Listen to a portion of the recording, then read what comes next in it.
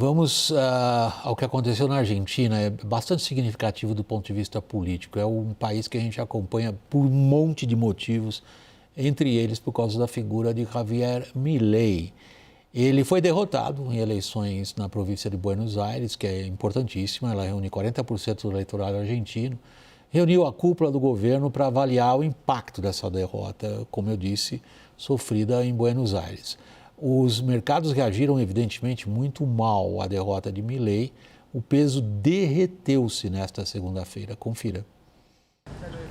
Os ministros chegaram à Casa Rosada no início da manhã. Lá ouviram de Milei que a coalizão A Liberdade Avança precisa corrigir a rota até a eleição legislativa de outubro, quando os argentinos renovam parte do Congresso Federal. A oposição peronista venceu a disputa regional por 13 pontos percentuais, levando 6 das 8 seções da província de Buenos Aires, que concentra 40% do eleitorado do país. Hemos tenido uma clara derrota. Depois da primeira reunião de gabinete, Milei passou o dia com o ministro da Economia, Luiz Caputo, tentando conter os danos ao mercado argentino. O principal índice da Bolsa de Valores do país despencou 14%. E o peso argentino caiu 3% na comparação com o dólar. Isso porque o mercado vê agora risco à agenda conduzida por Milei, que inclui um profundo corte nos gastos públicos, flutuação do câmbio e a renegociação com os credores da dívida argentina. O Banco Central já estuda, inclusive, intervir no câmbio para conter a queda no peso, que chegou ao teto da banda pactuada pelo governo. Enquanto isso, o governo também enfrenta a repercussão do escândalo de corrupção envolvendo a secretária-geral da presidência e irmã do presidente, Karina Milei, citada em um áudio como beneficiária de um esquema de desvios de compras governamentais. A Procuradoria investiga o caso, que está sob segredo de justiça. Tiago, a primeira medida prática anunciada hoje pelo Milei, a gente viu na reportagem do Salvador a frase dele, sofremos uma dura derrota eleitoral, foi convocar o que eles chamam lá no jargão político argentino de mesa política nacional. Uma espécie de vamos sentar juntos, várias correntes políticas, vamos discutir o que fazer. Isso aí vai funcionar? William, o Milei, ele esperou a derrota para fazer o que ele deveria ter feito antes das eleições, política. O presidente argentino apostou que o seu slogan e as suas bandeiras de governo, que foram, obviamente, muito bem sucedidas em 2023 e têm sido bem sucedidas na primeira metade do seu mandato, seriam por si só suficientes para eleger uma grande bancada de deputados e senadores locais na província de Buenos Aires. E não foi o que aconteceu. Existem várias razões que explicam essa derrota do mileísmo ontem na Argentina. Eu não acho que as razões mais conjunturais, ou seja, os escândalos na Andes, o escândalo do Libra anterior a ele, sejam as razões principais. Me parece que as razões principais são as razões sistêmicas. Então, você tem a dificuldade do governo Milei de fazer política de um lado e, de certa maneira, o próprio êxito do peronismo na província de Buenos Aires, de outro, fortalecendo a sua própria estrutura local para tentar conter o que poderia ser um avanço da Libertad Avança na província de Buenos Aires. Por que eu digo que o Milei não está fazendo, ou pelo menos não fez política quando deveria, William? Primeiro porque durante a primeira metade do seu mandato, o Milei se afastou de parte da direita tradicional argentina que, embora esteja em descrédito, ainda é muito significativa, sobretudo em regiões do interior do país. A segunda razão que se conecta com a primeira é que esses dissidentes, esses descontentes com o governo Milei, com os quais o próprio Milei tem rompido, ou pelo menos dos quais tem se afastado, eles resolveram lançar uma espécie de terceira via. Coalizões locais para disputar e não se alinhar nem ao peronismo, nem ao mileísmo. E parte dessa terceira via foi bem sucedida em muitas eleições provinciais e ontem na eleição de Buenos Aires. É verdade que 5% talvez não seja um número expressivo, mas 5% mascara uma série de sessões eleitorais onde o Milei perdeu e, se não fosse essa terceira via, teria muito provavelmente levado ou diminuído significativamente a diferença em relação aos peronistas. Vamos ver essa questão política. Uma das frases que o Milei soltou, ele plantou essa frase em boa parte da imprensa argentina, é a seguinte: não, eu não vou demitir ninguém, não vou mexer no meu ministério. O problema não foi de gestão, senão de política. E a política se conserta com mais política, Lorival.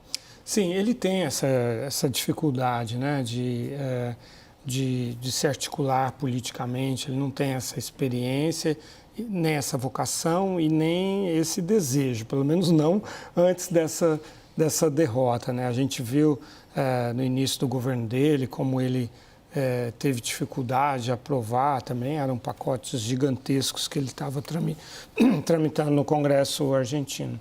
Mas governadores e prefeitos apontaram hoje uma arrogância e um distanciamento do Milei, né? Como se ele não precisasse. E a gente sabe que na política argentina o presidente precisa se articular com os governadores de oposição. Porque acabou de convocar uma reunião deles.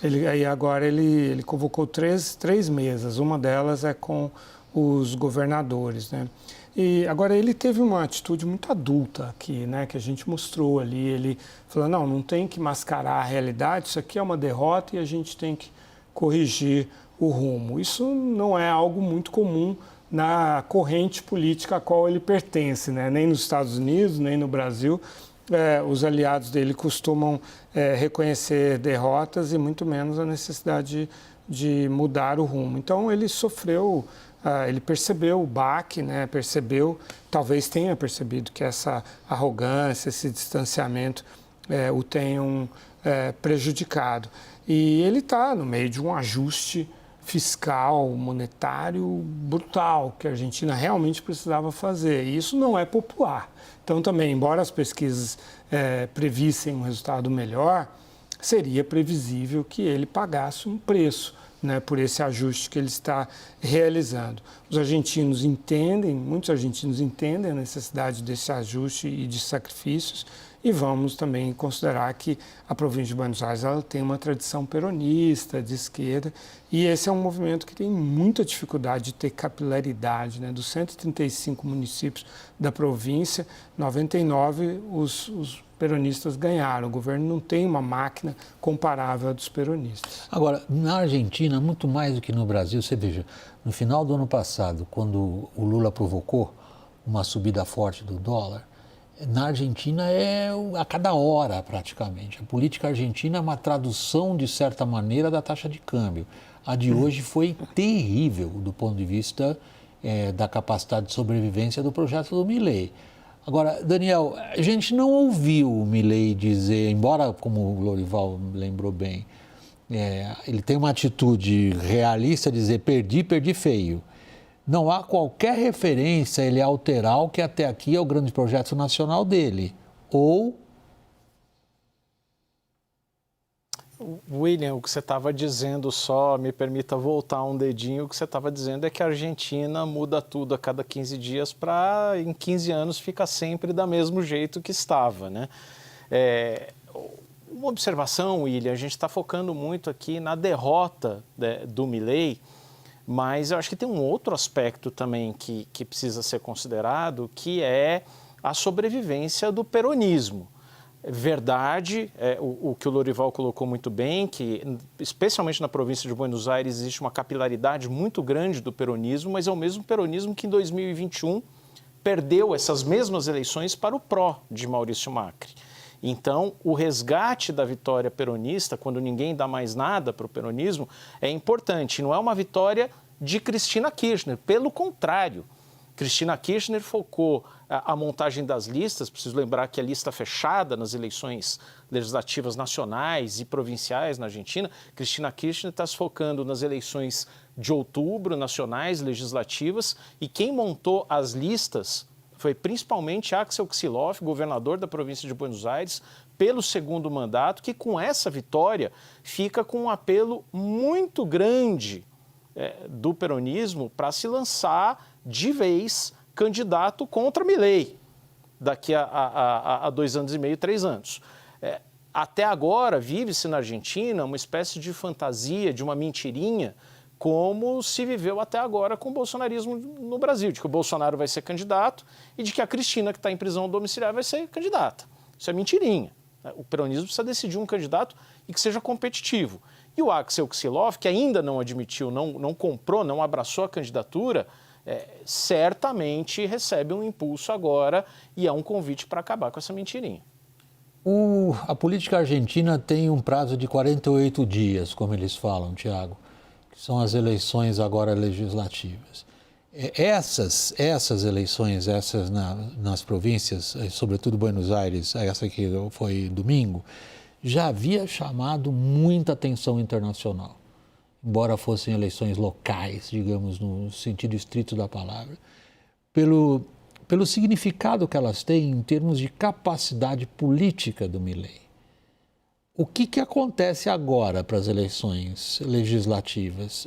Aprofunda-se a perspectiva de uma nova derrota? Tem dois movimentos para os quais a gente precisa prestar atenção, William, e eu pego um pouco o gancho no que o Daniel acabou de falar sobre o peronismo. Uma das razões que explicam a vitória grande do peronismo na província de Buenos Aires foi o fato de muitos dos atuais prefeitos municipais da província de Buenos Aires terem se inscrito como candidatos a deputado local e senador local, mesmo na hipótese de vitória, o que aconteceu para a grande maioria deles, eles não necessariamente vindo assumir esses cargos. Por que isso é relevante? Porque a gente está falando de candidatos que têm um recall eleitoral enorme e de candidatos que, por serem prefeitos, têm a máquina na mão. Isso explica parte da vitória do peronismo ontem na Argentina. A dúvida é, o peronismo vai conseguir fazer algo similar nos próximos 60 dias, 50 dias? Não é trivial, né? Não é trivial nem mesmo dentro da província de Buenos Aires, porque logisticamente é algo muito difícil e financeiramente muito caro. Então, a gente precisa prestar atenção na capacidade do peronismo nos próximos 50 dias de replicar aquilo que foi exitoso e que a gente viu ontem. O outro movimento para o qual a gente precisa prestar atenção, que vocês chamaram a atenção no começo do bloco, diz respeito a essas mesas de negociação, mesas políticas que estão sendo construídas. Uma das mesas que o Javier Milei anunciou hoje mais cedo, que ele pretende fazer, é com governadores. Por que essa mesa é particularmente importante? Porque esse movimento para o qual eu chamei a atenção agora há pouco, de dissidências, que estão construindo uma terceira via e que tomou parte dos votos na província de Buenos Aires, está ganhando corpo entre parte dos governadores. Hoje, cerca de 7 dos 24 governadores da Argentina, das províncias argentinas, formam o que eles chamam de Liga dos Governadores, que é uma liga justamente de uma espécie de movimento de não alinhados. E esse movimento de não alinhados tenta replicar para o cenário nacional aquilo que a gente viu em Buenos Aires ontem à noite. Se isso der certo, se isso ganhar corpo, existe um risco, sim, de que se replique nacionalmente a dificuldade que o Milei tem tido de trazer para dentro da Liberdade Avança aqueles dissidentes, não só do PRO, mas também de outros movimentos, inclusive de centro-esquerda. Então, eu acho que são esses dois movimentos para os quais a gente precisa prestar atenção, e é isso que vai ditar o rumo e a capacidade do governo Milei da Casa Rosada de reverter os prejuízos da noite de ontem. Agora, ele depende de sócios políticos recentes, Tiago, também. Se a gente pegar, como você já vinha falando, todos os políticos ligados ao Macri. Entre eles, a decepção parece ter sido ainda maior com o que aconteceu com o Milei ontem do que dentro da própria agremiação do Milei. Como é que fica essa sociedade entre eles? Pois é uma sociedade muito frágil, né, que está se tornando cada vez mais frágil e que tem dificultado a governabilidade, né? E agora a gente vê essa aliança muito fraturada e quando você não tem um bom desempenho, você perde o apelo também, né? Eu acho que o Milei, ele tem uma dificuldade que é a seguinte, ele está fazendo um ajuste fiscal e o grande poder que um presidente tem na Argentina é o poder orçamentário, né? De dividir, de repartir ali o dinheiro do governo central, inclusive com governadores de oposição, porque, diferentemente do Brasil, lá as províncias não têm grandes orçamentos garantidos, né? Então, essa arma que ele teria, ele não está podendo usar porque ele está cortando gastos. Então, acho que esse é o desafio. Agora, concordo também que existe aí uma diferença de temática entre o que é uma eleição provincial e uma eleição nacional.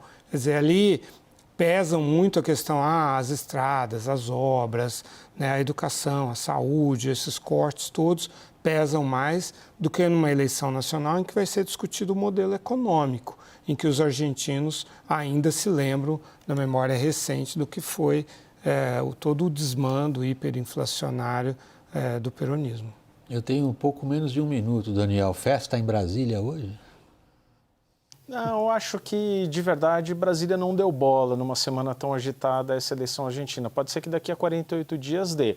O que ficou claro é o seguinte, o Milei, em que pese todas as semelhanças com Bolsonaro, com Trump, copia muito Lula no seguinte, eu sou o melhor presidente, o melhor ministro, o melhor governo, e por esses resultados, embora parciais, né, um retrato muito de momento ali, no primeiro tempo, o melhor não deu para garantir vitória, não.